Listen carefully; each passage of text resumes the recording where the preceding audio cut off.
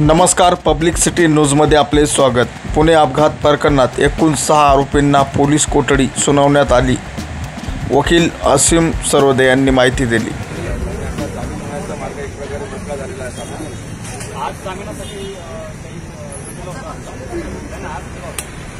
कारण की 5 वाजून गेलेले असल्यामुळे त्यांनी जामिनाची परवानगी दिली आहे।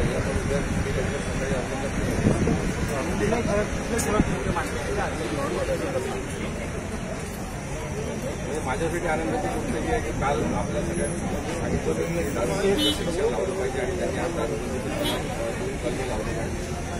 त्यानंतर 420 कलम लावलेला आहे, कारण की गाडीचं रजिस्ट्रेशन झालेलं नाही आहे।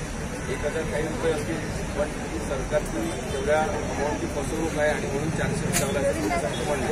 आता 420 उत्सव आहे की नाही हा वेगळा मुद्दा आहे, पण एवढी महागडी कार घेऊन सुद्धा रजिस्ट्रेशन न करता गाडी चालवण्याची याचा अर्थ सरकारची फसवणूक झालेली आहे असं आपल्याला म्हणता येऊ शकते। त्यामुळे 420 कलम लावले आहेत। जे वाढीव कलम लावलेले आहेत ते आरोपीसाठी कठीण जाणारं ठरेल आणि त्यामुळे मला असं वाटतं की त्यांनी केवळ जामिनावर आज फोकस केलेला असल्यामुळे या कलमांना विरोध करण्यात आलेला नाही, पण जामीन झाल्यानंतर जे वाढीव कलम पोलिसांनी लावलेले आहेत त्याला सुद्धा आरोपीतर्फे विरोध करण्यात येईल असं मला वाटतं। 420 कलम लावणं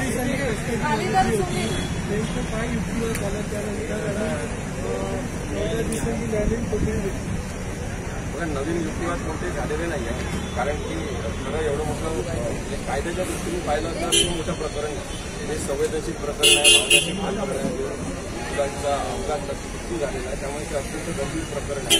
परंतु कायद्याच्या दृष्टीने साधं प्रकरण आहे, त्याच्यामध्ये जामीन होण्याची शक्यता जास्त असते, कारण की सगळ्या आरोपींना अटक झालेली आहे। पोलिसांना जो तपास करायचा आहे, मोबाईल जप्त करायचे आहे, PCRवर सगळं कुठे जप्त करायचं सगळं त्यांनी केलेलं आहे।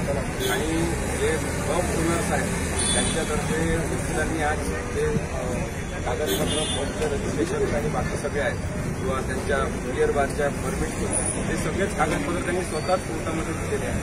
त्यामुळे तो एक ग्राउंड होतं पोलिसांचं की आम्हाला पब आणि बिअर बार किंवा यांचे लायसन्स परमिट आणि त्यांच्या सगळ्या कागदपत्रांची तपासणी करायची। स्वतःच कागदपत्र पोलिसांना आज न्यायालयाच्या मार्फत देण्यात आलेले असल्यामुळे सुद्धा मुद्दा आपोआपच गौण झाला आणि म्हणून न्यायालयाने त्यांना मॅजिस्ट्रेट